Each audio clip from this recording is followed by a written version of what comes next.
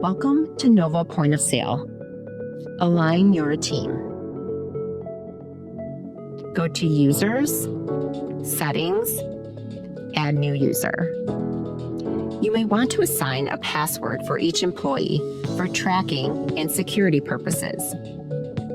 Then add basic employee information.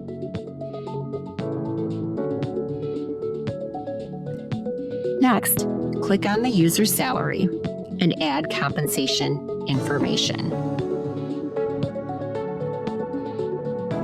You can also choose to assign commissions.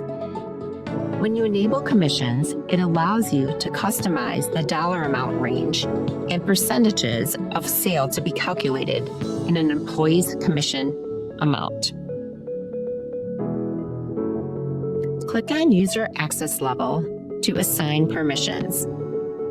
There are standard permissions by choosing the role for that particular employee, or you can create a customized role, which allows you to pick and choose which permissions to give.